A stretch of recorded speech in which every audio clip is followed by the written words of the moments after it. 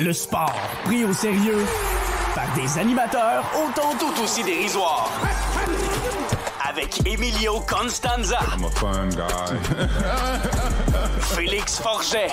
As there's a drive in a deep left field by Castellanos, it will be a home run. Et Pierre-Olivier Poulain. This man was a bona fide scrub. He can't play. La triple menace.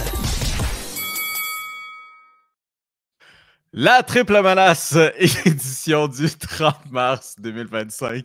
Bienvenue tout le monde à l'émission. Là, pour les gens à la maison qui ne comprennent pas pourquoi je commence l'épisode avec un fou rire, c'est parce qu'on enregistre ça via la voie des internets. Et via notre programme, il y a une manière d'avoir les caméras comme si nous étions à la joute. C'est pour comprendre que...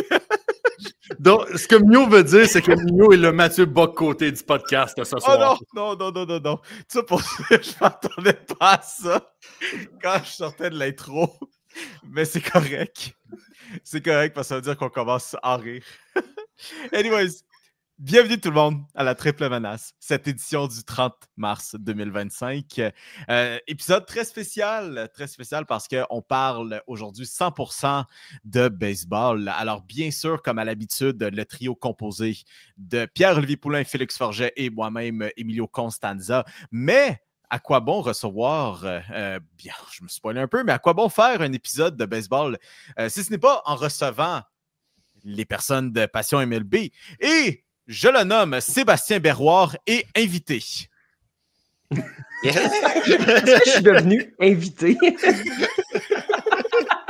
Ou l'autre? Certains diront que c'est un upgrade par rapport à l'année passée, mais non, mais avec plus de sérieux, on reçoit Sébastien Berroir et Charles-Alexis Brisebois de Passion MLB qui, bien sûr, ont leur petite émission que vous pouvez écouter à toutes les semaines via aussi la voie des internets, mais en plus, le site web consacré 100% à l'actualité baseball. Les gars, j'imagine que vous avez passé une bonne semaine considérant le retour du baseball. Certainement. À chaque fois que le baseball revient, c'est un peu comme Noël qui arrive. Tu sais, en fait, la veille du premier match, c'est comme la veille de Noël. Puis après ça, Noël dure 7 mois. Fait que c'est magique. Okay. Deux petites questions rapidement. Charles-Alexis, si tu dis que le Opening Day, c'est Noël, les 3 matchs au Japon, c'est quoi? Ça, c'est quand tu as une famille recomposée puis que tu fêtes le 22. Et à ce temps, la vraie question que je me pose, les boys, vous avez passé combien de temps sur votre télé ou votre ordi à écouter de la balle cette semaine? Certains diront trop, mais beaucoup. Pas assez. En fait, c'est pas grave, mais je dis pas assez. C'est pour ça la balle. Mais c'est ça qui est le fun de la balle, c'est que tu as tellement de matchs tout le temps. Tu peux commencer à tous les jours en après-midi, tu finis en soirée. Évidemment, je suis couché bien avant que les matchs dans l'Ouest se terminent. Je ne suis pas Félix Forget, moi. Mais, avant que ça commence, t'es couché, toi. Ouais. Tu as vu un match des A's, toi, à 10h? T'as jamais vu ça, certain? Tu sais-tu que les A's jouent à 10h? Je sais même pas qu'ils sont rendus à Sacramento. Oh boy! Donc, non, c'est ça, officiellement, le coup d'envoi est lancé. Je veux dire, c'est sûr qu'il y a tellement de matchs dans une saison, mais c'est le fun de voir les équipes qui en arrachent depuis le début de saison. Puis Pop, tu peux bien rire, mais tes Red Sox sont juste une petite victoire en ce début de saison. Je te ferai remarquer que oui, on est 1-3, mais il y a 2 de ces 3 défaites-là, c'est par 1 point. Fait que déjà là, en partant, on se calme un peu. Ben, un point, c'est plus que le nombre de couchures de Rafael Devers cette saison en 4 matchs. C'est un fait, ça, Pierre. Ça, c'est un fait, mon cher. C'est difficile début de saison pour Rafael Devers, mais en même temps, je me disais, je regardais le calendrier, je me dis, on commençait contre les Rangers du Texas, ce que je vois un peu comme les gagnants de la division Ouest dans l'américaine. Fait que je me dis, pas de panique. C'est pas comme si on jouait contre les White Sox mais on perdait 3 matchs sur 4 contre les White Sox. Pas déjà les excuses, là. Oui, c'est ça. Ça ajoute déjà les prédictions osées. Puis, bon, pour ceux qui ne le savent pas, bien sûr, Sébastien et Félix sont 2 partisans des Yankees de New York. Sur une échelle de 0 à 10, à quel point est-ce que vous vous ennuyez de Nestor Cortez et pourquoi est-ce que ça se retrouve à 0? Ah, ben, tu vois, t'es gentil, j'aurais dit -2, là. Depuis la Série mondiale, je te dirais que c'était le temps qu'il s'en aille, là. C'est sûr que c'est pas juste de sa faute, là, mais disons que son premier match de la saison a donné raison aux Yankees. Ah, man, puis honnêtement, je veux dire, j'ai quand même beaucoup de respect pour Nestor, parce que c'est un gars qui a été un bon Yankee, un gars qui a eu des belles années, puis mais man, hier, autant hier, j'étais content que les Yankees ils soient en feu, mais man, honnêtement, c'était triste. Avoir 3 circuits en partant sur 3 lancés, c'est quelque chose, là. Puis je pense qu'on a peut-être compris pourquoi les Yankees ont décidé de le laisser partir et partir avant même de parler aux médias. Il avait quitté le stade avant la fin de la rencontre. Puis en même temps, tu regardes Devin Williams, ça n'a pas été beaucoup mieux. Ça a été assez difficile pour Devin Williams, sa première sortie, mais je pense qu'en ce moment, les Yankees ne regrettent pas trop. Même si on est vraiment mince au niveau de la rotation, en même temps, on marque tellement de points que même si Nestor accordait 3 circuits en 3 lancés, on serait probablement capable de gagner pareil. Fait que d'accord roule tellement bien que rendu là. Mais moi, j'ai une question pour Sébastien, justement, en parlant de Nestor Cortés. Si c'est pas d'une question de contrat, est-ce que c'est Cortés qui reste au lieu de Marcus Stroman au début de la saison morte? Le pire, c'est que probablement que oui. J'ai pas l'impression que Stroman a déjà été dans les plans des Yankees, à part l'an dernier quand on est allé chercher. Même là. Même là, on n'est pas sûr. On dirait qu'on était un petit peu pris, puis bon, on va aller chercher Stroman. Ouais. Mais non, c'est sûr que là, il est dans les plans parce qu'on a des blessures, mais à la seconde où les blessés vont revenir puis qu'on va avoir une rotation qui est relativement solide, c'est le premier à partir. Puis c'est évident. Je ne sais pas comment on va réussir à s'en départir avec son contrat. Il va falloir manger de l'argent, mais ils vont le faire pareil, les Yankees. Non, définitivement. Au-delà de ça, les gars, on parle des Yankees, tout ça, mais là, écoutez, on a comme 2 équipes de renom. 2 équipes, je pense, qui ont un petit passé. Là. Bon, les Cardinals, on s'en fout un peu, là. Équipe de mi-marché, mais Dodgers, Yankees, c'est qui la première équipe à fléchir et à subir la défaite? Ah, ça va être les Yankees, je pense. Oui. Carlos Carrasco lance dans pas long, là. Je sais. Et Will Warren. Ouais, c'est ça. On va se calmer. Là. Les Dodgers, ils vont sortir Yoshinobu Yamamoto au 5e match. Ça va, là. Ça va. Mais de toute façon, c'est pas grave. Les Dodgers, c'est pas la vraie MLB. Tu sais, eux autres sont comme dans leur ligue à part, font leurs affaires. Au Japon. On se concentre sur les 29 autres équipes de la MLB. Fait que les Dodgers, on les laisse faire leurs affaires. On va se concentrer sur les vraies équipes de la MLB. Mais c'est ça, tu m'avais dit la semaine dernière, là, les Dodgers, c'est une équipe de ligue japonaise. Oui, exactement. Ils font du barnstorming à travers les États-Unis, mais en fait, c'est une équipe du Japon. On l'a juste de l'autre côté du Pacifique. Mesdames et messieurs, à la maison, les personnes en studio virtuel avec justement la saison qui commence, on a des petits sujets qu'on a envie de partager avec vous. Puis, on va commencer ça tout de suite avec les histoires qu'on va suivre cette saison. Alors, si jamais vous êtes des habitués du programme de Passion MLB, vous excusez, malheureusement, on n'a pas des transitions avec une musique de Linkin Park parce qu'on n'a pas clairé les droits d'auteur pour la musique. Mais je vais quand même leur laisser la parole en premier, à commencer par Sébastien. As-tu une histoire en particulier que tu souhaites suivre cette saison ou que du moins le partisan moyen devrait suivre cette saison? Ben, je pense qu'on n'a pas le choix de suivre la situation de Juan Soto. Tout ce qui va se passer autour de Juan Soto qui a signé un contrat, c'est incroyable ce qu'il a fait. Il a fait sauter la banque, il va faire sauter la banque aux autres joueurs qui vont suivre. Mais là, ça vient avec la pression, arrive dans un nouveau club, reste dans la même ville avec... oui, c'est peut-être pas l'ennemi juré, mais ça reste un ennemi. Donc, les journalistes à New York, on le sait, là, il n'en manque pas une. Fait que tout au long de la saison, si ça ne va pas bien pour Juan Soto, bien là, on va lui tomber sur la tomate. Si ça va bien, bien là, pour le temps que ça va durer, ça va aller bien, mais on le sait avec les Mets, il arrive toujours quelque chose. Donc, on le sait qu'à un moment ou à un autre de la saison, il va arriver une situation. Peut-être que ça va impliquer Juan Soto, mais le fait que Soto a signé ce genre de contrat-là, bien, tous les yeux vont être rivés sur les Mets et sur lui-même. Il s'est mis une pression, il est capable de vivre avec. Je pense qu'il va connaître une très bonne saison. Peut-être pas autant que l'an dernier, mais quand même, il va être capable de répondre par son bâton. Parce que ça ne sera pas par sa défensive, certainement. Ah non? Mais il veut gagner un garde-rue pourtant. Oui, bien, il peut vouloir tout ce qu'il veut. Moi, tu vois, je veux être Aaron Judge, mais comme on peut pas tout avoir. C'est pas parce que j'ai son uniforme en ce moment que je vais devenir Aaron Judge. C'est moi qui veut un garderie, puis moi qui veux être Aaron Judge, ça se ressemble pas mal. Moi, les gars, pour les storylines à suivre, j'aimerais vraiment ça vous dire quelque chose comme Paul Skeens va redevenir, va redonner l'importance aux lanceurs partants, puis probablement que ce serait une belle histoire à suivre, puis assurément qu'on va suivre ce que Paul Skeens va faire. Mais la réalité, c'est que on va suivre Vlad. Puis, tu sais, avec la situation de son contrat à Toronto, c'est très, très, très prenant. Tu sais, on pensait que c'était fini, et là, il y en a encore. Puis les négociations, là, ça finira pas tant que le contrat ne sera pas signé. Puis si le contrat ne se signe pas, ben, les négociations ne se termineront jamais parce que, tu parlais d'Aaron Judge tantôt, Félix, il y a quelques secondes. Félix, Aaron Judge, quand il est devenu à 1 an de l'autonomie, qu'est-ce qu'il a dit? Il dit, moi, j'ai une date limite, puis c'est terminé. Puis qu'est-ce qu'il a fait? Ben, une fois que la date limite a été passée, ça a été terminé. Puis il dit, ben, ça va aller à l'hiver prochain. Guerrero, il a dit, moi, j'ai une date limite et c'est terminé. Puis finalement, pas en tout. Là. Lui, il a dit, j'ai une date limite, c'est fini, puis je ne veux pas en parler dans les médias. Puis visiblement, il dit exactement le contraire de ce qu'il voulait. Il est allé jaser à tous les 2 jours dans les médias en disant « Ah, ce serait le fun, les Mets. Hey, les Yankees, je dirais pas non. Ben oui, les Red Sox, c'est sûr que je me vois là, hypothétiquement. » Puis là, après ça, il continue de négocier, puis il continue. Fait il devient par la force des choses une distraction pour cette formation-là.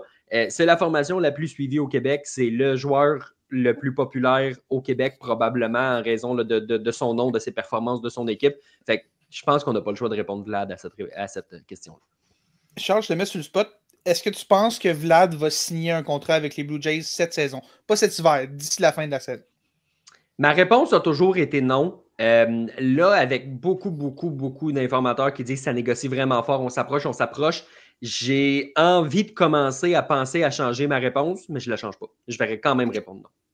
Fait que c'est quand qu'on réserve le restaurant de sushi au Rogers Center.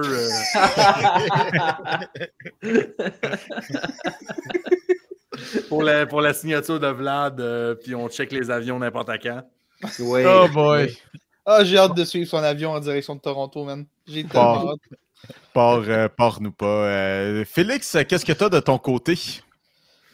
Je les aime pas. Je les déteste. On parlait comme quoi ils sont même pas dans le vrai MLB, mais les Dodgers ont peut-être l'équipe la plus talentueuse qui a jamais été assemblée en même temps. Cette rotation-là, on a 7 partants qui n'ont aucun bon sens. On a du talent partout. Puis c'est pas pour rien que tu regardes cette équipe-là puis tu te dis, ben, le record de 116 victoires en une saison est peut-être en danger. Puis on les a vus en fin de semaine contre les Tigers. Puis même, on les a vus contre les Cubs aussi. Cette équipe-là est bonne. Cette équipe-là est vraiment bonne. Puis tu le sais qu'à la fin de la saison, tous leurs partants vont être blessés, puis tu vas dire « Wow, il va falloir que Joe Kelly en lance une coupe de manche pour qu'on s'en sorte aujourd'hui. » Tu sais que ça va arriver parce que ça arrive à chaque année, mais c'est objectivement, je pense, la meilleure équipe sur papier que j'ai vue de ma vie, puis je pense qu'il y a bien des gens qui peuvent dire la même chose, juste la rotation était déjà vulgaire. On a ajouté Blake Snell, on a ajouté Roki Sasaki, Teoscar Hernandez est revenu, Tommy Edman est revenu. On a encore Mookie Betts qui, malgré sa grosse coupure de poids et son virus un peu bizarre, n'a pas trop de problème à sortir la balle, même à 155 livres mouillés. Freddie Freeman qui est encore bon. Un certain Shohei Ohtani aussi qui n'est pas exactement un mauvais joueur. Il y a tellement de talent partout dans cette équipe-là. Puis la vraie question pour eux, c'est pas est-ce qu'on va gagner la division ou est-ce qu'on va se rendre en série ou quoi que ce soit, c'est est-ce qu'on va battre le record pour le plus grand nombre de victoires en une saison. Puis je sais que c'est facile de ne pas les aimer parce que oui, ils dépensent. Oui, l'argent différé, ça ne fait pas le bonheur de tout le monde puis tout, mais on a une chance de voir une équipe qui va battre le record de 116 victoires en une saison. Puis je pense qu'on le voit depuis le début de la saison, cette chance-là, elle n'est pas juste en théorie. On le voit clairement sur le terrain. Cette équipe-là ne perdra pas beaucoup de matchs cette année. Puis ça va être une équipe à surveiller. Mais est-ce une bonne chose, par exemple? Parce qu'on l'a vu dans probablement toutes les ligues majeures nord-américaines, avoir le record du plus grand nombre de victoires en une saison, ça ne te garantit pas un championnat. Non seulement ça ne te garantit pas un championnat, mais ça te garantit que tu ne le gagneras pas. Est-ce que tu parles du Lightning de Tampa Bay, toi, là? Ou Ben, les Blues de Boston, il y a 2 ans, ben, Parles-tu des Warriors de Golden State? Les Warriors de Golden State, les Mariners de Seattle de 2001 qui ont gagné 116 victoires, ne se sont même pas rendus en série mondiale. Alors, est-ce que c'est vraiment une bonne chose de chasser ce record-là? Ben, si t'es en train de me dire que ça fait en sorte que les Dodgers vont pas gagner la Série mondiale, moi, ça fait vraiment mon affaire. J'ai aucun problème avec ça. Mais Charles et Sébastien, je vous entends un peu là-dessus aussi. Je pense que cette course-là va être vraiment le fun à suivre. Puis, je pense qu'il y a beaucoup de gens qui espèrent que les Dodgers vont s'enfarger, mais veux pas, quand on regarde cette équipe-là, on n'a pas le choix de la surveiller de près parce qu'il y a tellement de talent que il y a trop de gros noms pour l'ignorer complètement. Ouais, c'est sûr que la plupart de la planète baseball souhaite qu'il se plante à un moment ou à un autre cette saison, que ce soit en saison ou en série. On sait que ça n'arrivera pas en saison. Mais par contre, si on compare avec justement les Mariners que tu parlais, Pop, on est à un autre niveau. Là. Les Dodgers, quand ils vont arriver en série, il n'y a pas de trou. Fait que, à moins qu'on ait des blessés, c'est ce qui peut arriver, ce qui est arrivé l'an dernier, mais ils l'ont gagné quand même. On est tellement complet, on est bien dirigé. Si on a une lacune durant la saison, on va l'adresser. Je ne vois pas comment les Dodgers, ça peut arriver, mais je ne vois pas comment, s'ils ne se tirent pas dans le pied eux-mêmes, ils ne peuvent pas remporter la Série mondiale, même si on le record de victoires. C'est mieux pour chasser ce record de victoire-là que le record de défaite des White Sox de Chicago de l'an passé. Les White Sox, d'ailleurs, qui ont perdu le plus de matchs dans l'histoire puis qui ont dit on va se débarrasser de Capitaine Crochet. Bye-bye, on a encore une pire équipe. Comment ce club-là peut gagner plus de matchs cette année? Je ne sais pas. Mais moi, je pense que... Ils ont commencé l'année 1-0. Ouais, ils ont gagné l'opening day. Bravo. Tu peux t'arriver sur le terrain de baseball, là, ouais. Mais, tu sais, sérieusement, je pense que, outre la chasse au record peut peut-être devenir une certaine distraction, je pense qu'ils sont meilleurs que la chasse au record, là, personnellement. Mais je pense que ce qui peut faire peut-être plus mal que la chasse au record, c'est juste de finir parmi les 2 premiers dans la nationale, puis de perdre le momentum de ne pas aller jouer les matchs wildcard, parce que ça, depuis une couple d'années, on le voit que ça a cet effet-là. Donc, peut-être que ça peut faire mal à la formation des Dodgers, mais regarde, malgré tout, l'an passé, ils ont passé par-dessus. Je ne vois pas ce qui peut arrêter ce club-là pour le moment. Je ne les mets pas nécessairement gagnants de la Série mondiale, mais c'est un club qui va se rendre loin, puis c'est un club qui va se battre fort. Là. C'est un beau problème à avoir, hein, Ouais. Est-ce que je vais gagner même si j'ai le record pour le nombre de victoires dans une saison? La misère des riches. Vraisemblablement. Pop, il ne reste que toi autour de la table. Qu'est-ce que tu as pour nous cette saison? Moi, je pense que ça va être la course au Cy Young dans les 2 ligues. Je pense que peut-être, à part Paul Skeens, qui est vraiment un choix populaire dans la nationale, nommez-moi quelqu'un qui, hors de tout doute, pourrait être un candidat pour le trophée Cy Young avec les blessures et tout ça. Moi, en tout cas, voir les Marlins ouvrir leur saison puis avoir Sandy Alcantara au monticule, pour moi, ça fait du bien de voir ça. Puis on l'a vu, je pense, il y a une clip qui a passé sur les médias sociaux, sur Twitter, de ce qui a fait une balle rapide à 2 coutures, qui a fait 27 pouces de mouvement cette semaine. T'es genre... mais qu'est-ce qui se passe? C'est quoi cette affaire-là? C'est impossible.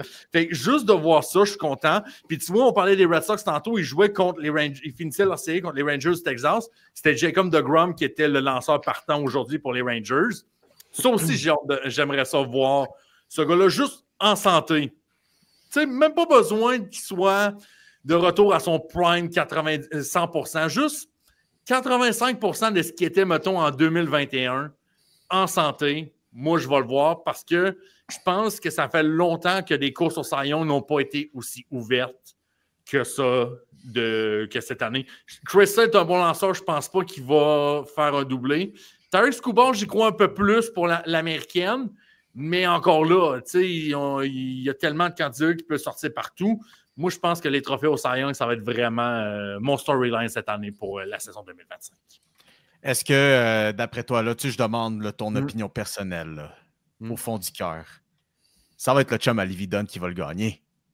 Oui, certainement le chum de Lévi Dunn qui va gagner. Ben, écoute, dans mes prédictions que j'ai d'ailleurs partagées sur le site de Passion MLB, moi, j'ai mis Zach Wheeler dans la nationale. Fait que, est-ce que je vois Paul Skeens être un candidat? Certainement. Est-ce que c'est automatique pour lui? Puis on sait que ça n'a pas été très... très élite son premier départ contre les Marlins cette semaine. Fait que hâte de voir ça. Puis un gars comme Garrett Crochet à Boston, ça n'a pas été super flamboyant. Puis non, c'est vraiment ouvert cette année, mais mon choix va pour Zach Wheeler cette année. Enfin, un Cy Young pour Zach Wheeler dans la nationale. Penses-tu que Nestor Cortez va le gagner sinon? Qui ça? boy.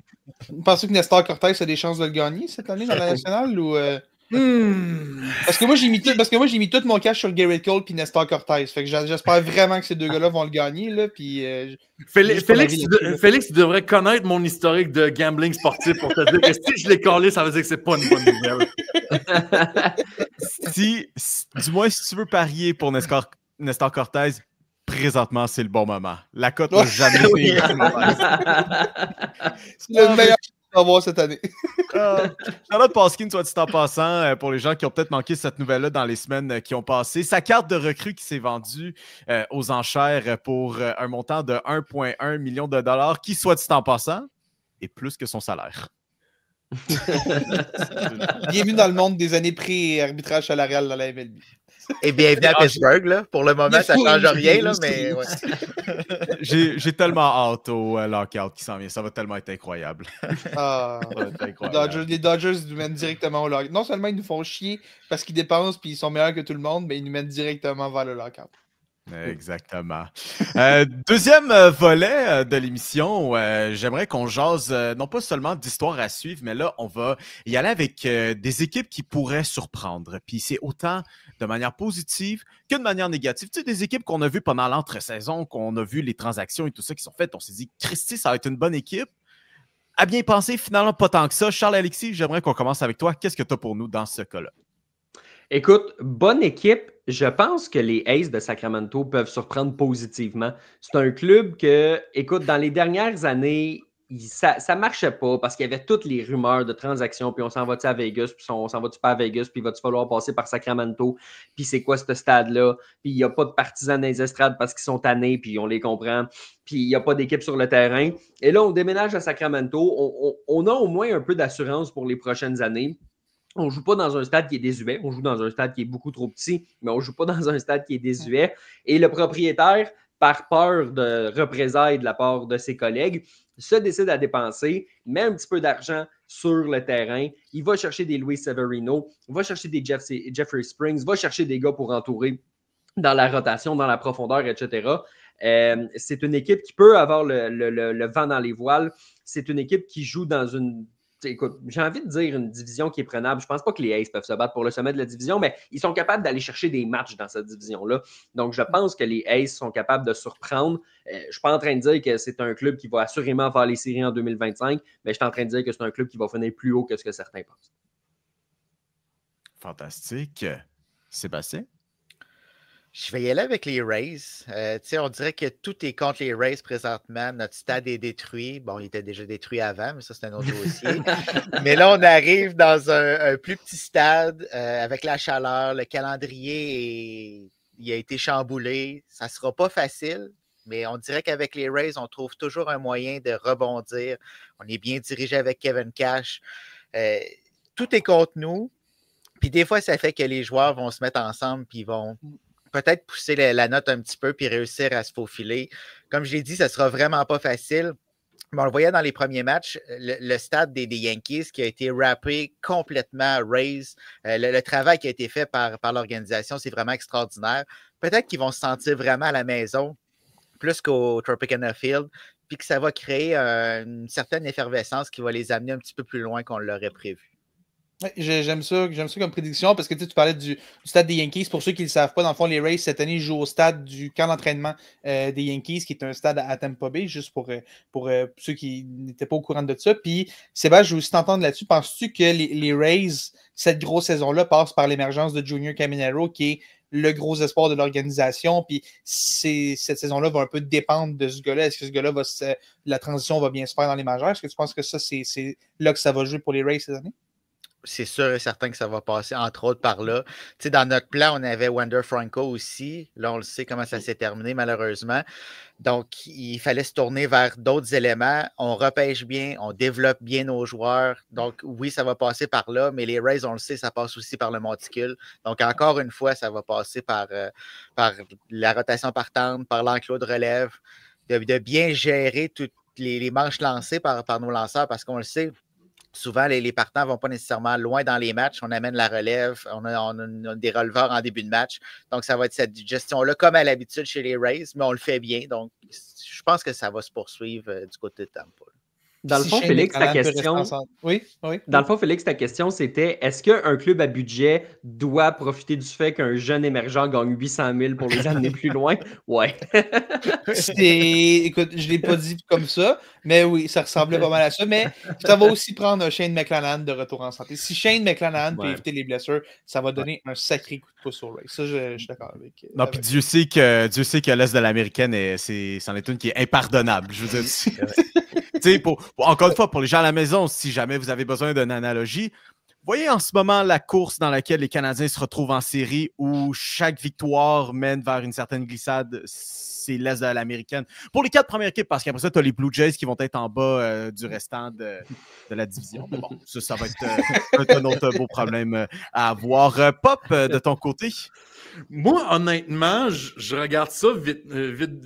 Puis moi, dans ma tête, au début de la saison, moi, un peu comme Charles-Alexis disait, moi, je pensais que l'Ouest de l'Américaine allait être la division la plus ouverte, qui pourrait permettre le plus de possibilités en tant que vainqueur et de fiches et de victoires. Mais écoute, il y a 3 matchs de jouer. L'Opening Day est arrivé jeudi. On va se calmer un peu. Il reste 159 matchs pour la majorité des équipes. Mais moi, je regarde les Brewers de Milwaukee en fin de semaine. Autant que je les avais meneurs de la division centrale de la nationale, autant que je me dis, est-ce que je me suis trompé royalement et que finalement, tout le monde peut gagner cette division-là? Puis même les Pirates de Pittsburgh, tu sais, avec un Paul Skeens puis quelques jeunes qui pourraient se développer un peu, n'importe qui peut gagner cette division-là ou presque. Tu sais, Chicago, on est déjà à 2-4, malgré l'acquisition de Carl Tucker, ça prend encore du temps à prendre le moule un peu. Cincinnati sont jeunes, sont fringants, puis inexpérimentés un peu, mais ça se trouve tout ça. Puis les Cards qui commencent l'année 3-0. Pour vrai, j'essaie de voir Milwaukee, puis on dirait, je pense qu'il va falloir vraiment que je revoie mes attentes à la baisse pour cette équipe-là, parce que les lanceurs ont complètement implosé juste pour cette fin de semaine lors de leur visite au Bronx. Et il ne faut quand même pas oublier que leur meilleur frappeur vient de signer en Willy Adames aux Giants de San Francisco. On parle d'un gars qui a frappé plus de 100 points produits la saison dernière qu'on a pu. Déjà que c'est assez mince en attaque du côté de Milwaukee. Cette division-là est complètement ouverte. Puis pour vrai, je pense que je ferme les yeux, je lance un dard aléatoirement, puis c'est le même que je vais choisir mon vainqueur de la division pour la saison 2025 parce que c'est complètement fou. Je suis renversé. Ça va prendre Jackson Chourio qui arrête de faire 5 rétros au bâton par match. Ça va beaucoup aider parce que Adames c'est parti, puis ça va prendre un Chourio qui met les bouchées doubles cette année. Puis il va falloir que le dos à Christian Yelich y tienne aussi. Je veux dire, c'est le problème année après année à Milwaukee. Là, mais ça fait des années que Milwaukee a comme un exode de talent, surtout de lanceurs. Corbin Burns qui est parti, Devin Williams, Josh Hader aussi il y a quelques années. Est-ce que là, c'est finalement l'année où est-ce qu'on réalise qu'à force de sortir du talent, ça devient difficile de tout le temps le remplacer? C'est vraiment pas impossible parce que c'était pas facile pour les Brewers qui ont payé quand même une bonne attaque en fin de semaine. Peut-être que les lanceurs vont avoir l'air moins pire contre une autre attaque, mais c'était quelque chose cette semaine. Les Yankees ont marqué 36 points en 3 matchs. Mais tu sais, c'est facile de mettre le blanc sur Jackson Chourio, mais donner moins de 9 circuits dans un même match, je commencerais par là, mettons. Là, toutes tes attentes irréalistes, là, 9 circuits. 9 circuits, c'est le minimum pour une équipe, OK? Non, mais Real Talk, Pop, sinon, tu vois combien de victoires? Sinon, tu voyais comme peut-être sortir de la centrale, mais avec quoi? Un 90 victoires? Un 100 victoires? Un 90 victoires, on était dans l'optimisme. Milwaukee, c'est pas une équipe qui va ramasser 95 victoires dans l'année et tout ça. Mais là, je me demande si on va jouer au-dessus de 500 parce que là, tout est en train d'imploser en ce moment. Je sais, c'est précoce. Il y a 3 games de jouer. Mais sacrément que c'était affreux. Sacrément. J'aime vraiment du crédit aux Yankees. Oui, c'est ça. Bon. Il n'est pas capable de donner du crédit aux Yankees. Non, on le sait. Non, je donne un peu quand même du crédit aux Yankees, pareil, mais je vais le donner plus au bâton que les joueurs en tant que tels. Mais je pense que du côté de Milwaukee, je ne sais pas qui est coach, le responsable des pitchers dans l'enclos de gérant, mais je pense que le retour dans le Midwest, ça va être en silence, puis on crache maintenant puis on recommence lundi. Là. Très certainement. Félix, finalement, qu'est-ce que tu as pour nous? Et s'il te plaît, dis-nous pas les Yankees à la Série mondiale. C'est exactement ça que j'allais dire. L'équipe qui va surprendre les Yankees vont juste avoir une bonne manche pour avoir un championnat. J'hésitais entre ça et les White Sox en Série mondiale. Là, Mio, tu m'as tout mélangé. Là, je ne savais pas où m'en aller avec ça. Non, mais honnêtement, pour une équipe qui va me surprendre positivement, je suis un peu comme Charles. J'aime beaucoup le cas des Aces cette année. Je pense que c'est ce changement de mentalité-là, le déménagement, puis de s'éloigner un peu de toutes ces distractions-là, ça va faire du bien. Puis on a quand même un bon noyau. Fait que je vais y aller pour une équipe qui me déçoit, dont on n'a pas parlé encore. Les Orioles, man. Je pense que les Orioles peuvent vraiment se faire jouer un tour cette année. On a un jeune noyau extrêmement talentueux, puis c'est rendu qu'on ne sait plus où mettre nos jeunes. Là, Kobe Mayo pourrait vous en parler. On n'est plus capable de trouver du temps de jeu pour nos bons jeunes. Mais malgré tout, on a eu un nouveau propriétaire aussi qui promettait de dépenser, sortir le chéquier et tout. Et ça a été une saison morte. Morte pour les Orioles. Là, je pense que le mot morte de saison morte n'a jamais été aussi approprié. On a signé Tyler O'Neill, qui est bon une journée par année pendant la journée d'ouverture. On a signé un Japonais qui s'est blessé à son premier départ, puis Zach Eflin. Je veux dire, c'est correct. Excuse-moi, est-ce que tu oublies Gary Sanchez? Oui, j'oublie Gary Sanchez. C'est une décision volontaire d'oublier Gary Sanchez. Ça ne vend pas vraiment du rêve. Ça vend surtout quand tu vois les Red Sox qui ont été hyper agressifs avec Garrett Crochet, Alex Bregman. Les Yankees qui, oui, ont perdu Juan Soto, mais ont ajouté Max Fried, Cody Bellinger, Paul Goldschmidt et j'en passe. Les Rays qui, Sébastien l'a bien dit, les Rays, on va être capable de trouver à un moment donné une partie de la solution. Puis les Jays, qui ça a été une saison morte un peu difficile et tout, mais veut pas, on a quand même ajouté plus à Toronto qu'à Baltimore, ce qui est assez surréaliste. Surtout qu'on a volé Anthony Santander aux Orioles. Mais ça, les Orioles, on a perdu Corbin Burns, Anthony Santander, puis on les a pas vraiment remplacés. C'est de mettre beaucoup de pression sur nos jeunes, puis dans une division qui va être extrêmement compétitive. Les Yankees, on l'a vu en fin de semaine, sont encore là, même si Juan Soto n'est plus là, le club est encore là. Les Red Sox, je pense que c'est une équipe qui est très talentueuse, que si Rafael Devers peut se souvenir comment frapper un jour, cette équipe-là peut être très dangereuse. Puis même il y a d'autres équipes dans l'américaine qui pourraient être un facteur dans les équipes repêchées. La centrale au complet, honnêtement, à part les White Sox, peut aspirer aux séries cette année. Ce qui n'était pas le cas il y a 3 ans, étonnamment. C'était un gros revirement de situation dans cette division-là. Donc, les Orioles, j'ai l'impression qu'on pourrait se retrouver en dehors du portrait des séries, ou en tout cas se qualifier par la porte en arrière. Parce que oui, on a du talent, on a des bons frappeurs, mais on n'est à pas grand-chose que ça casse non plus, puis on n'a pas été super agressif cet hiver pour améliorer justement ce jeune noyau-là qui a peut-être besoin d'un petit peu d'aide. On fera du le. Peut-être. Pour faire simple, c'est ce que ça veut dire. C'est peut-être. On verra, mais c'est ça. J'ai quelques doutes sur les Orioles, disons. Je suis moins haut sur les Orioles que je l'étais il y a un an. Beaucoup moins.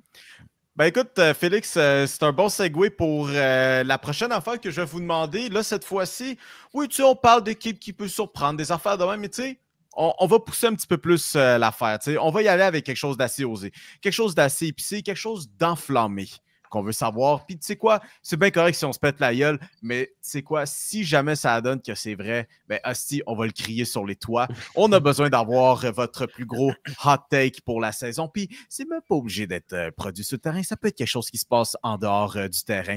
Fait que Charles-Alexis, je te laisse prendre la place au bâton pour ça. Mais attends, juste avant, Charles, tu n'as pas le droit de prédire qu'un traducteur va se faire avoir pour du pari sportif. Ça a déjà été fait, c'est pas original, ça. Trouve autre chose. Et t'as pas le droit de dire que Vlad signe pour genre... Je sais pas. Prédiction osée, je l'ai. Les Blue Jays vont sortir le portefeuille. Wow. Ça, ils vont sortir le portefeuille, c'est pas osé. Quelqu'un va le prendre. Oh, ça, c'est osé. Oui. Parce que le portefeuille, il monte à tout le monde. Il faut juste que quelqu'un le prenne. Là. Il y a personne qui veut ça de l'argent canadien, non? Non, c'est ça. Comment? Mais là, tu me lances une prédiction osée tout de suite après que Félix ait fait sa déclaration d'amour, entre grands guillemets, aux Orioles de Baltimore, fait qu'on va avoir l'impression de se répéter, parce que moi, ma prédiction Z, c'est pas juste que ça va être difficile de faire les séries, c'est que ce club-là ne passera pas proche de faire les séries. Je pense pas que pas proche. J'aime pas ce que je vois sur le monticule. On va être quoi, 10 matchs derrière le... Non, mais je pense que ça peut être comme une espèce de 3-4 matchs, mais la dernière fin de semaine, tu vas faire, écoute, ils sont plus là. C'est vrai. Il va y avoir, la semaine se finit le dimanche, comme le mercredi, jeudi, il y a une défaite que tu vas faire, écoute, c'est fini. Fait que, pour moi, ça, c'est pas proche dans l'optique des Orioles de Baltimore. Sébastien, je t'ai déjà entendu vanter la rotation des Mets. Moi, ça m'inspire ça du côté des Orioles. On a beau dire, ils ont des jeunes puis ils vont être capables d'aller chercher, c'est correct, mais tu ne peux pas te construire une rotation sur le fly comme ça en pleine saison, juste avec tes espoirs que visiblement, tu ne veux pas te débarrasser tant que ça pour le moment. Ils l'ont fait une fois pour Corbin Burns. On s'attendait à ce qu'ils le fassent 2-3 autres fois de plus depuis un an peut-être pour essayer de se construire un club. On ne l'a pas fait. C'est un club qui a de la difficulté à produire en séries éliminatoires jusqu'à preuve du contraire, ou du moins à se lever durant les gros moments. Ma prédiction, c'est qu'ils n'arriveront même pas à se rendre jusqu'en série pour essayer de prouver le contraire. Mais c'est une très belle formation sur papier. Puis les Blue Jays l'ont vu en fin de semaine. Quand cette attaque-là se lève, ça peut bien aller. Mais je trouve qu'il y a trop de haut, trop de bas. Là, tu as Gunnar Anderson qui est blessé en plus. Tu as Kobe Mayo qui est insatisfait d'avoir été renvoyé dans le 3A. Je ne trosse pas cette formation-là.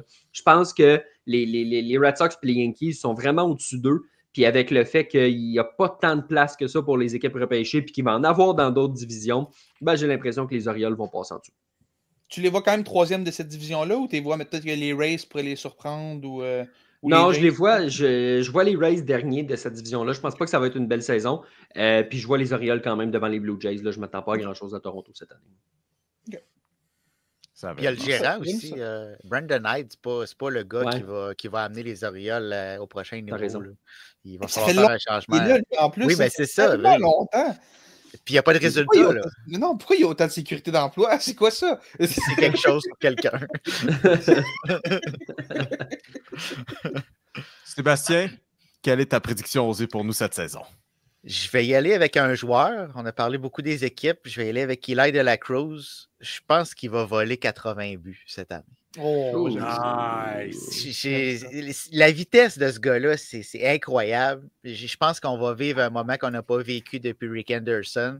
L'an dernier, il y a eu beaucoup de retraits sur des prises. Il veut couper dans ces retraits sur des prises-là. Donc, d'après moi, il va se rendre plus souvent sur les sentiers.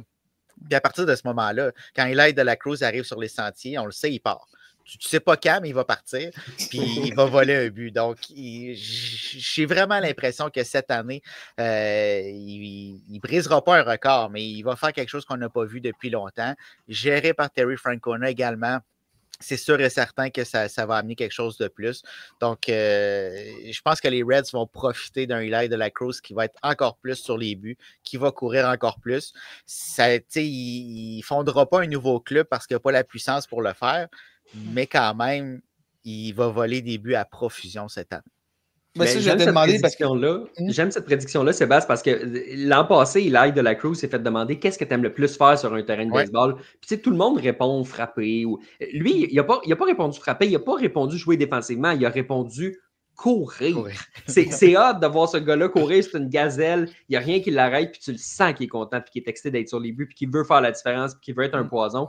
Je trouve ça intéressant, puis je ne sais pas si ça va être cette année, puis tu parles qu'il n'y a pas la puissance pour abattre des records. Moi, j'ai l'impression qu'à un certain point dans sa carrière, ce gars-là, une fois, il va rentrer dans le club des 40-40 parce que c'est un gars qui va se maintenir à toujours entre 25 et 30 circuits, mais il y a une saison, pour aucune raison, il va en frapper 46, puis avec les buts volés, ça va faire en sorte que...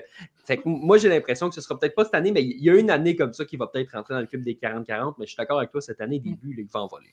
En jouant à Cincinnati, qui est comme le mini Coors Field de la MLB, tu sais, la balle voyage super bien au Great American Ballpark. Fait que c'est totalement possible, 40 circuits, là. Il pourrait utiliser les bâtons des Yankees aussi. Tu sais, il joue dans la division des Brewers. Fait que ça va l'aider. Oui, c'est ça. Nestor Cortez est là pour lui. Le pauvre, il doit avoir tellement peur. Vous avez besoin d'une coupe de coups de circuit de sa fête la saison, inquiétez-vous pas. Nestor est là pour vous.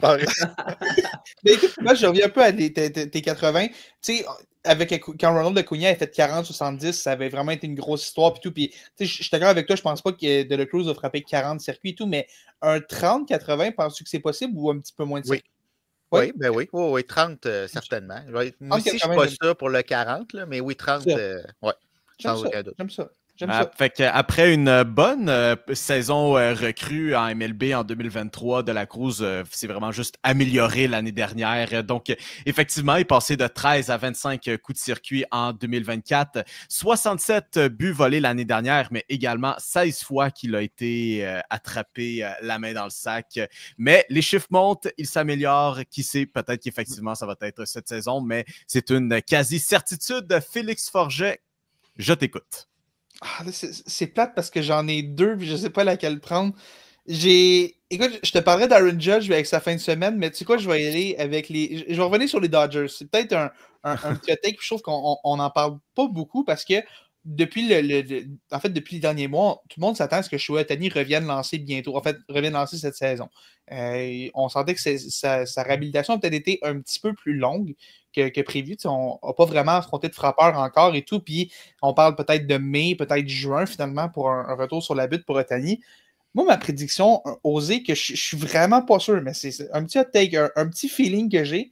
Moi, je ne serais pas surpris si non seulement Ohtani ne lançait pas cette saison, mais peut-être ne relance plus jamais de toute sa carrière. Les Dodgers, en ce moment, sont dans une situation où est-ce qu'on a vu ce que Ohtani peut faire, on l'a vu l'an dernier. En tant que peu frappeur désigné, Ohtani, c'est un gars qui peut frapper 50 circuits, un gars qui peut voler 50 buts. C'est pas n'importe quoi. C'est peut-être le frappeur le plus dynamique des majeurs. Peut-être pas le meilleur, je pense qu'Aaron Judge a encore ce titre-là, mais le frappeur le plus dynamique dans le sens qu'il a juste frappé des circuits, volé des buts, c'est un duo de talent qui est vraiment, vraiment exceptionnel chez Ohtani. Puis, oui, quand ce contrat-là avait été signé, puis ça, Charles, on en a parlé souvent, les Dodgers ont signé ce contrat-là avec Ohtani parce que justement, le plan, c'était de le faire lancer un jour. Mais tu vois la valeur que ce gars-là peut ramener seulement en tant que frappeur désigné.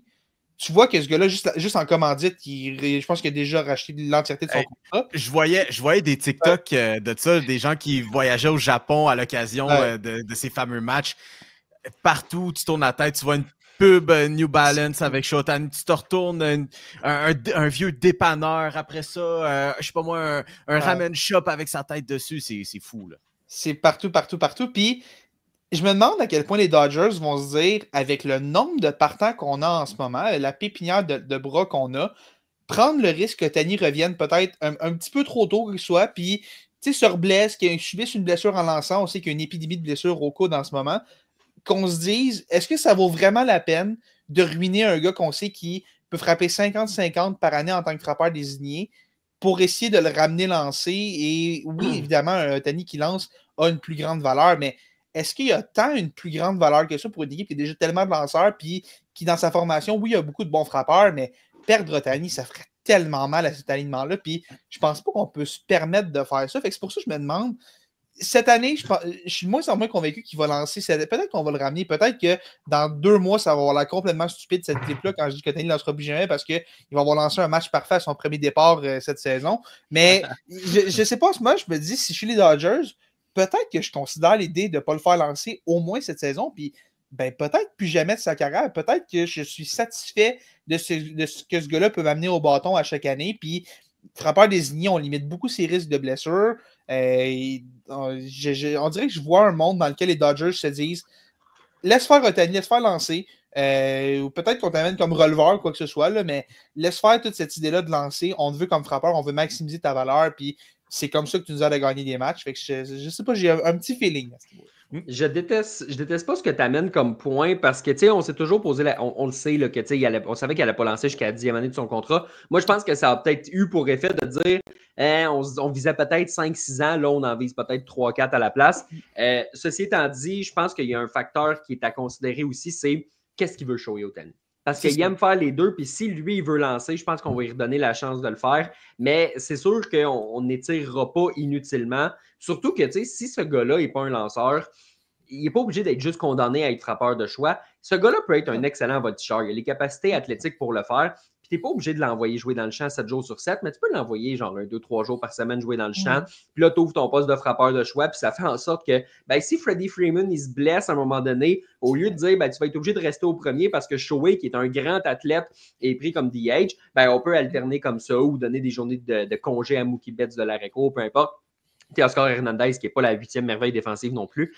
Donc, j'ai l'impression que oui, ça a peut-être ouvert le scénario. J'aime ton hot take. Ceci étant dit, je pense que si Shohei veut lancer, Shohei va lancer.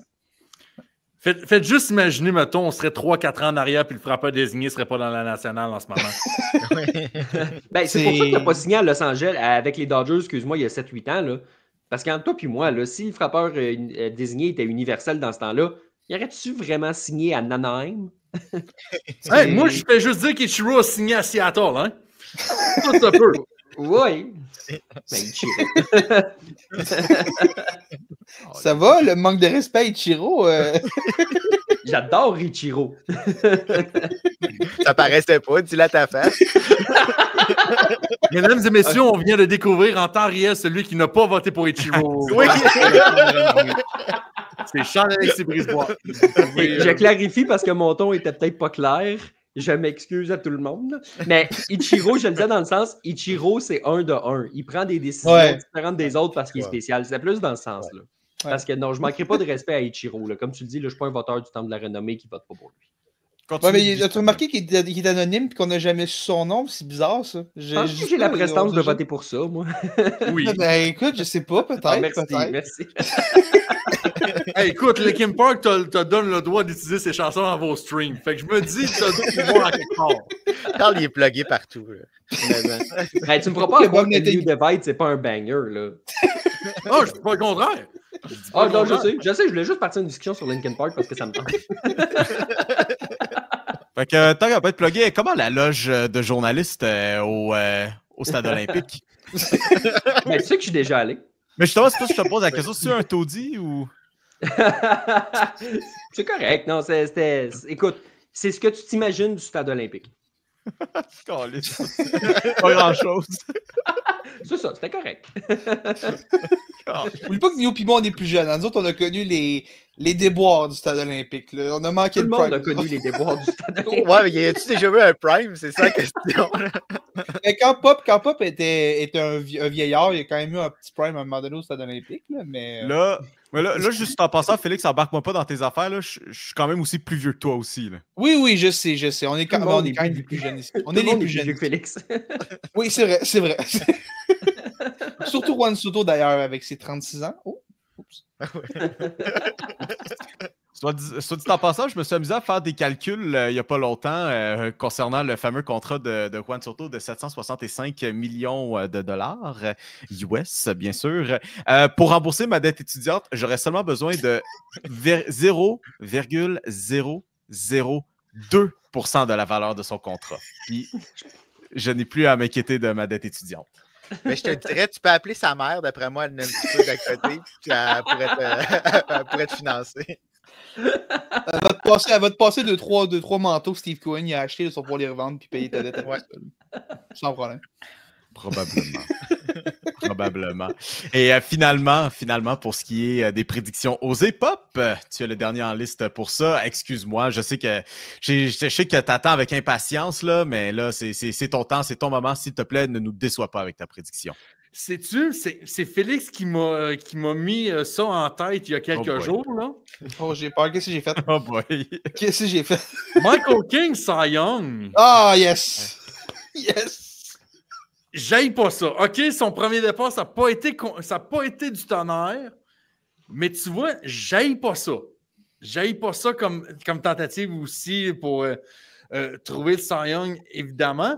Mais, sais-tu quoi? Je pense que je vais y aller vraiment d'un hot take vraiment un peu plus scandaleux. Pour moi, Julio Rodriguez était à 1 ou 2 saisons de plus jouer à Seattle. Moi, dans le sens qu'il demandera un échange? Il va demander un échange. OK. Moi, je dis que c'est pas impossible qu'on se ramasse au mois de juillet, au mois d'août, puis qu'on parle de Julio Rodriguez qui va être sur le trading block cette année. Ah ouais. Imaginez-vous le prix. Le prix Ce que les serait- Mariners vont demander, ça va être incroyable. Mais peut-être qu'en Ben, même temps, il va t'sais, se tenir de jouer dans un stade où est-ce que la balle, elle voyage tellement pas. Là. Peut-être qu'il va se tenir de ça. Mais tu sais, en même temps, les Dodgers pourraient s'améliorer un petit peu aux chansons. Puis, tu sais, C'est vrai, c'est vrai. Arrête, dis même pas ça. Lance même pas ça dans l'univers. Non, mais Julio Rodriguez, de toute façon, il est signé pour longtemps. Fait qu'ils ne pourront pas juste le signer gratuitement sans rien donner. Là, un moment donné, puis ils n'ont plus d'espoir à donner. Fait que, comment ils ont plus d'espoir? Ils ont la meilleure Les banque Dodgers? d'espoir du baseball. là, Oh, presque. ils n'arrêtent pas les Dodgers. Là. Non, mais dans le sens que Crime, ils n'ont pas d'espoir. Il va bien falloir qu'ils donnent quelque chose pour aller chercher Julio Rodriguez. Là. Ils ont les Ah, mais moyens. il manque pas d'espoir. Il manque pas d'espoir. là. Ça va. Ça Il arrête manque pas pas. d'argent, d'espoir, de joueurs, de volonté. Puis ils ont tout l'argent du monde. Ils n'ont rien à payer à peu près 2157. Ben, ils n'auront rien à payer jusqu'à 2026 quand la Ligue va être en lock-out, mais ça, c'est une autre affaire, ça. C'est pas grave, les propriétaires vont vendre à ce moment-là. Quelqu'un d'autre qui va s'arranger avec la facture rendu là. Fait que... Confirmé après en avoir jasé il y a à peu près une vingtaine de minutes de Paskins et compagnie, Pop officiellement change de gagnant du Cy Young comme il change ses boxers, ce qui veut dire respectivement. J'ai même pas mis Paskins gagnant du Cy Young. Moi, j'ai mis Zach Wheeler pour commencer. Puis tu m'as dit Michael King il y a 2 minutes. Non, je n'ai pas dit nécessairement qu'il va gagner, mais c'est un candidat un peu sous le radar que personne ne s'attend. Puis tu vois, ce gars-là pourrait être finaliste. Là, c'est d'être hipster. Non, ma propagande a marché. Je suis tellement content. Moi, je fais juste dire que Tariq Skubal, c'était mon pick l'année passée pour Cy Young dans l'américaine, puis regarde ce que ça a donné. C'est vrai. C'est vrai. Bon. Mais écoute, Des notes. Ça doit être parce que tu suis trop le compte de Ben Verlander. Je ne follow même pas sur Twitter en plus. Ouais, mais il est là pareil. Je sais, malheureusement. il est inévitable. Mais non, mais écoute, tu parlais de Michael King, puis Sébastien, je trouve que tu es la bonne personne à qui poser cette question-là en tant que fan des Yankees. Si Michael King gagne le Cy Young cette année, est-ce que les Yankees ont perdu l'échange Juan Soto? Non. Ce que Juan Soto. Ben, pour moi, là. Ils l'ont déjà Pour moi, perdu. Juan Soto est déjà plus là, fait qu'ils l'ont déjà perdu. Arrête, parle pas de Soto. Non, On parle mais entre adultes ici. Là. l'an dernier, sans Moi, Juan un Soto- adulte.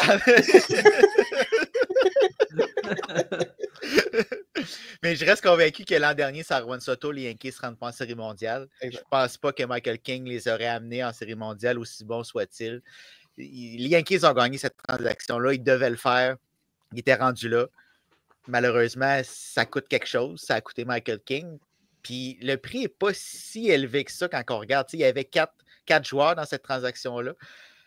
Au final, à part Michael King, on s'en est bien sorti là, du côté des Yankees. Sébastien, je pense pas que j'aurais pu être plus en accord avec toi. C'est pour ça que tu es mon préféré ici. C'est pour ça.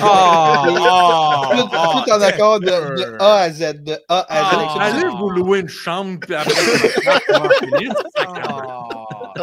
C'est dur, man.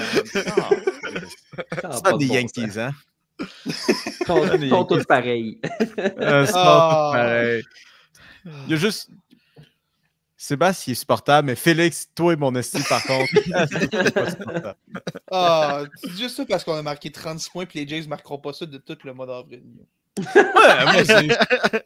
Moi, ça fait longtemps que j'ai déjà fait une croix. Tu sais, il y a 2 ans, j'ai fait une croix sur la saison 2025. Là. Oui. ça s'appelle le futur. Ça m'a pris du temps avant de la processer, celle-là. Avant de passer ça, non, c'est fou, man. C'est pas des années faciles là, pour les Blue Jays de Toronto et certainement pas l'équipe que vous allez me nommer pour cette dernière prédiction que je vais vous demander avant qu'on se quitte. J'ai besoin de savoir, les gars, qui sont vos 2 finalistes à la Série mondiale et ultimement, qui va l'emporter? Sébastien, je te laisse la place au bâton.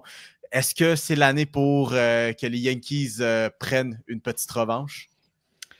Je pense que les Yankees vont retourner en série mondiale un petit peu par défaut, dans le sens que je ne vois pas d'équipe dans l'américaine qui est si menaçante que ça. Les Yankees, oui, on a perdu Juan Soto, mais on est encore très solide.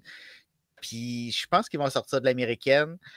Par contre, je n'ai pas l'impression qu'on va la gagner encore une fois, malheureusement. Mais je ne mets pas les Dodgers cette année. Tantôt, je disais, il y a juste les Dodgers qui peuvent perdre la Série mondiale, qui peuvent se tirer dans le pied. Peut-être que ça va arriver. Puis ça va être les Braves d'Atlanta qui vont en profiter. Le retour de Ronald Acuna Jr., le retour de Spencer Strider. On est mené par Alex Antopoulos, qui est un DG exceptionnel dans le baseball majeur. S'il nous manque quelque chose, on va aller le chercher. On a de l'expérience. On n'a pas beaucoup de trous dans cette formation-là. Si on reste en santé, ça va être le point principal. Il va falloir demeurer en santé. Ce n'est pas évident à Atlanta. Mais si on le fait, je pense qu'on a l'équipe pour remporter la Série mondiale. Seb, je t'aime là-dessus parce que... tout le monde aime Sébastien, je suis content. Oui, tout le monde aime Sébastien. Mais dans le sens que j'ai tellement de misère avec le monde qui discrédite les Braves d'Atlanta à cause de l'année dernière. Les Braves d'Atlanta ont perdu à peu près quasiment tout le monde. T'sais, Ronald Acuna s'est blessé, Ozzy Albies s'est blessé, Matt Olson a connu un down year après avoir frappé 50 plus circuits, Spencer Strider a été out toute l'année, Austin Riley a un down year. Cette équipe-là a quand même fait les séries avec 87 victoires. Austin Riley aussi. C'est incroyable ce qu'on fait. Tout le monde était blessé, Atlanta a quand même fini avec 87 victoires. Fait que viens pas me dire qu'en santé, ce club-là ne peut pas menacer 100 victoires encore cette année, là. Et de toute façon, tu sais que s'ils sont pas en santé, rendus au mois de juillet, Jock Peterson, Oriel Soler et Eddie Rosario vont tous revenir. Oui, tu sais qu'ils vont revenir si ça marche pas. Tu as toujours cette opportunité-là. Si t'es mal pris, tu appelles les Angels, tu appelles Peterson est rendu avec les Rangers, puis Rosario est seulement sous contrat. Tu rapatries ces trois gars-là. Il y en a un qui va s'occuper de la série division, un autre qui va s'occuper de la série championnat, puis un autre qui va s'occuper de la série mondiale. C'est réglé. Ils ont ramené des Chavez, fait que déjà là, le processus est parti.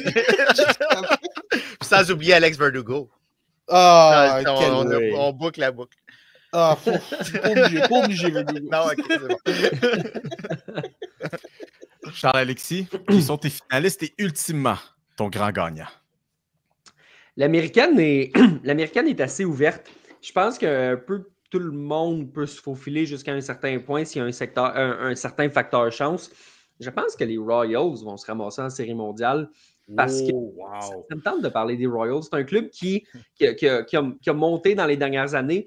On a fait les choses correctement. On a investi dans la rotation. Bobby Witt Jr. est un joueur absolument extraordinaire. Salvador Perez est le cœur de cette équipe-là. Tu as des gars comme Vinny Pasquantino pour aider. Je pense qu'il y a vraiment une belle base du côté de Kansas City. J'ai l'impression, tantôt, je parlais en série de si tu finis 1 ou 2, des fois, ça peut jouer contre toi. Là, je pense qu'eux, en étant plus bas, vont profiter d'un certain momentum en début de série puis vont se rendre plus loin que l'an passé. Je ne les vois pas gagner la série mondiale, ceci étant dit. Je pense que c'est les Phillies qui vont gagner la série mondiale.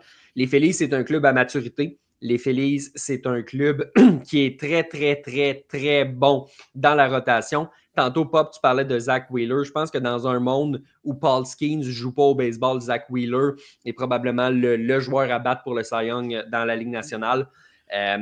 J'ai vraiment confiance en les Phillies et je pense, les gars, que Bryce Harper, il a faim.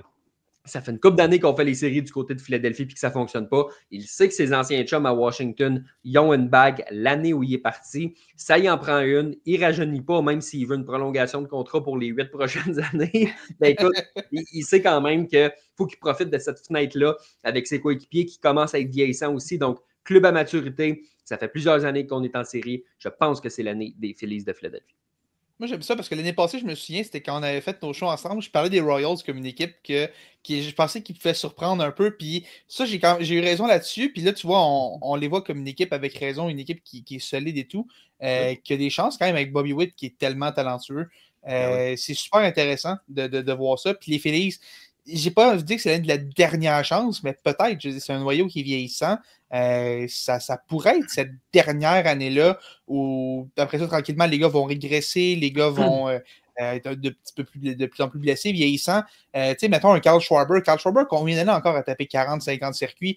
Nick Castellanos, la même affaire. Nick Castellanos, c'est déjà ça un dépend de ce qui va se passer ailleurs dans le monde. Nick Castellanos, là,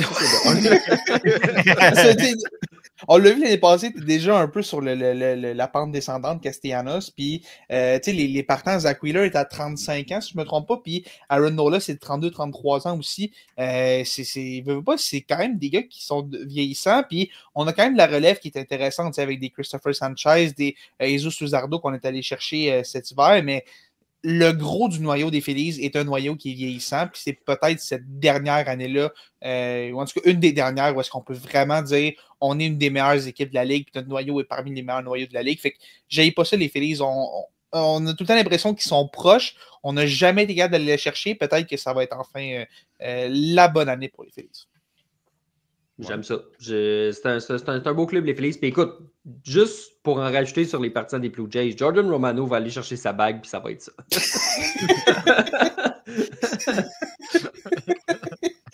Mio, je pense qu'on va pas capable de finir le show. Je pense qu'il va falloir que je ferai de l'animation pour finir. Calice. Faites juste me donner vos gagnants, puis on wrap ça. En plus, là, on peut faire ça vite parce que je sais que Pop et moi, on a exactement la même série mondiale. En tout cas, moi, que Pop t'ait changé, Okay. là, ben moi, c'est encore les... Faites-le, s'il vous plaît, en acapella, puis on va voir si c'est vrai. Écoute, Pop, 3, 2, 1... Dodgers Rangers. De toute beauté. Voilà, je pense que les Dodgers vont gagner. Je veux dire, c'est le choix plate, c'est le choix facile, mais je l'ai dit tantôt, cette équipe-là ne cherche pas à gagner sa division, cherche à battre le record du plus grand nombre de victoires en une saison. Puis tu le sais que rendu en série, ça va être Joe Kelly. Je l'ai dit tantôt, tu sais que tu vas dire fuck man, si seulement on avait Joe Kelly pour lancer 3 manches en ce moment, ça nous aiderait beaucoup parce qu'on n'a plus de partants. Mais veux pas, ça reste la meilleure équipe. Jusqu'à preuve du contraire, c'est l'équipe à battre. Puis tout peut arriver au baseball. Tu sais, je pense que c'est peut-être la ligue où est-ce que les upsets, tu vois ça le plus souvent. Les Diamondbacks, il y a 2 ans, étaient quand même un bon exemple de ça, sortis vraiment de nulle part, puis ont terrassé des gros clubs. Mais les Dodgers, c'est pas un gros club, c'est le gros club. C'est vraiment une des meilleures équipes que j'ai jamais vues sur papier. Je sais pas comment une équipe va venir à bout de ce monstre-là sur une série de 5 ou de 7 matchs. Donc, c'est plate, je sais, mais je vais y aller avec les Dodgers puis les Rangers. Le retour de Jacob deGrom, je pense que ça va faire beaucoup de bien. On a beaucoup de profondeur partout dans cette équipe-là aussi. Puis Corey Seager est tellement un beau joueur. Marcus Semien joue encore de la grosse balle. Les jeunes commencent à pousser Wyatt Langford. Si Evan Carter peut se replacer, ça ferait vraiment du bien à cette équipe-là aussi. Mais on a du talent partout au Texas. Puis je pense qu'on les a un peu oubliés l'an passé dans une année où est-ce qu'on se remettait de beaucoup de blessures. Mais c'est une équipe qui est vraiment talentueuse. A gagné une série mondiale il y a 2 ans. C'est simple que ça. On les a vus, on l'a vu qu'ils étaient capables de le faire. On est bien géré avec Bruce Bochy là-bas aussi. Fait que ce serait une série mondiale qui, pour moi, a beaucoup de sens. En tout cas, je pense que les Dodgers vont l'emporter. Moi, ce que j'aime dans toutes vos prédictions, c'est qu'il n'y a personne qui a pris pour les Astros de Houston. Puis vous savez très bien qu'ils vont se ramasser dans le portrait à quelque part. Arrête! Au moins, à quelque part, au moins une fois. Je suis de moins en moins sûr, les Astros. Là. Je suis de moins en moins sûr, mais quand ils ont 2022, quand ils sont rendus en finale de championnat contre les Rangers, moi non plus, j'étais comme. Il me semble que je les vois plus tant là. Et pourtant. Mais Ozzy Altuve n'était pas au champ gauche à ce moment-là. Manque pas de respect à celui qui va gagner le gant doré dans la gauche, OK, cette année. Ozzy Altuve. Puis Juan Soto va gagner dans la droite, c'est ça? Ouais, c'est ça. Il va le gagner dans l'américaine tellement ils vont être mélangés. Tu sais quoi? Ça va arriver, ça. Je me rappelle encore que cette performance-là en séries éliminatoires, Félix Pop a fait en sorte qu'on a jasé des Astros pendant une demi-heure sur notre émission. C'est-tu la prochaine dynastie? On la considère-tu assez comme une des grandes équipes de l'histoire du sport? Ben, ça l'a été. Je veux dire, les Astros ont été une dynastie pendant la dernière décennie, mais je pense que toute bonne chose a une fin, je veux dire, malheureusement. Puis, comment toute bonne chose? Ils ont triché. Toute chose. C'était quand même une histoire cool au début. Oui, ils ont triché et tout. Comme quand on pensait qu'ils jouaient clean, c'était. Quand on pensait qu'ils jouaient clean, c'était extraordinaire. Mais je veux dire, à un moment donné, il n'est plus là. Ouais, mais 5 ans plus tard, ils ont joué clean puis ils ont quand même gagné.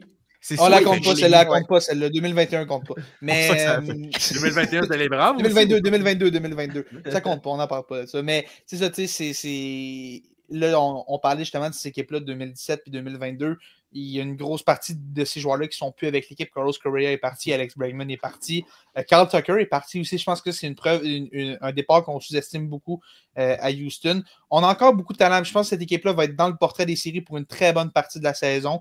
Mais je ne les vois pas faire les séries, tout simplement. Je pense que ça va être l'année où est-ce que cet exode de talent-là va être un peu trop intense. Yordan Alvarez est encore un des frappeurs sur la planète Terre qui me font le plus peur. Puis Ozzy Altuve, je pense qu'il y a encore une bonne année de balle dans le corps, mais je me demande comment on va réussir à gérer tous ces départs-là. Parce que oui, Josh Hader, c'est bien. Puis oui, on a du talent dans cette rotation-là, mais c'est plus les Astros qu'on a connus dans les années où est-ce que leur deuxième partant, c'était Garrett Cole, mettons. C'est une autre équipe qu'on voit. Quelle époque. Il n'y aura certainement pas de Garrett Cole cette année non plus. Là, Mio, j'aime pas ton attitude en ce moment. Fuck off, t'as parlé contre les Blue Jays tantôt. Il va peut-être avoir Alcantara ou Dylan Cease ou quelqu'un, là. Oh, Définitivement. non, écoute, trop cher. Sébastien, t'es pas un club de gros marché. Là. Calme-toi avec les Yankees. Là. Alcantara. Tu vas avoir Carlos Carrasco puis tu vas être content. Okay? Oui, Là, ok, ça va les d'accord. demandes. Là. D'accord, je vais me contenter. Mais Sébastien, tu vois que il y a encore les vieux Yankees à cœur. Là. Il est encore rasé. D'ailleurs, les deux qui ont un chandail des Yankees sont rasés, puis les trois autres, on a une Non, belle parce barbe. que Félix n'est pas capable d'avoir un poids de barbe. Merci Merci de m'avoir volé mon punch. Pas correct. Hey, en passant bien pour elle, puis je vais revenir là-dessus. Là. Les Yankees avec des barbes, je m'excuse, mais encore, je suis pas capable. Je comprends pourquoi on l'a fait, mais man, pourquoi j'ai vu Carlos Rodon commencer ma saison avec une barbe. Tu sais, c'est quoi ça? Qu'est-ce que j'ai regardé?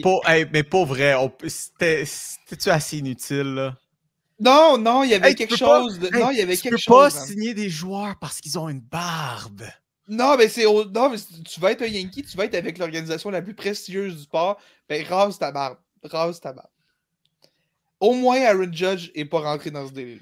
Au moins. Le jour où Aaron Judge rentre là-dedans. C'est si que cette barbe-là permet de gagner un championnat, je vais être correct.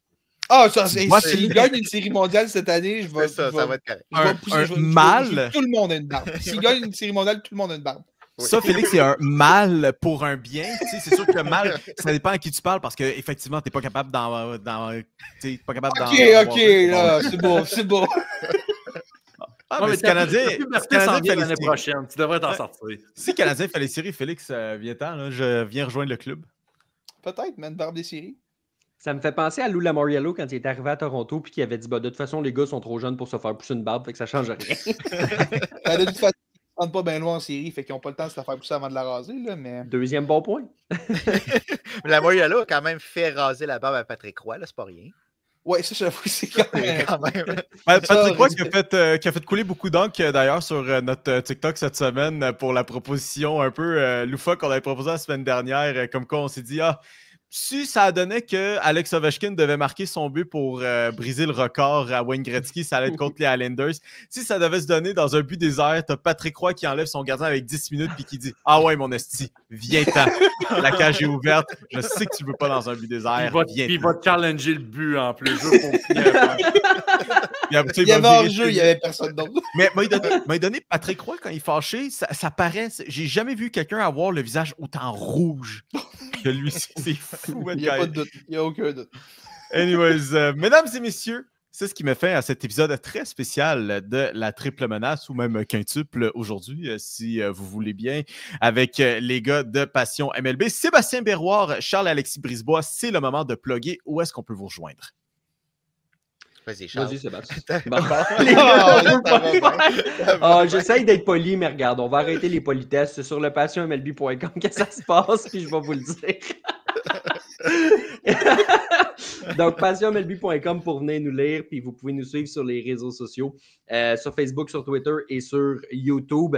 Nos podcasts sont diffusés en direct le mercredi soir à 20h pour ceux qui veulent nous écouter sur ces plateformes-là. Sinon, il est déposé sur toutes les bonnes plateformes de podcasts sur le passionmlb.com. Donc, on vous invite à venir nous lire et nous écouter au passionmlb.com. Puis tu parles du podcast, est-ce qu'il y a peut-être des invités à votre show ce mercredi? Je lance ça comme ça. Est-ce que peut-être qu'il y aurait quelqu'un qu'on pourrait écouter à ce show-là? Mettons, 3 personnes formidables qui viendraient parler de baseball. Est-ce qu'il y a quelqu'un dans l'air qui pourrait être là en fin de semaine? Formidable, je ne sais pas, mais là, je vais laisser Sébastien répondre parce que sinon, il ne sera pas content. Non, nous, on n'invite jamais personne. Là. C'est très, très fermé. C'est un fermé. C'est comme les Yankees. Allez, Urso. Ben non, les boys, vous allez être là mercredi.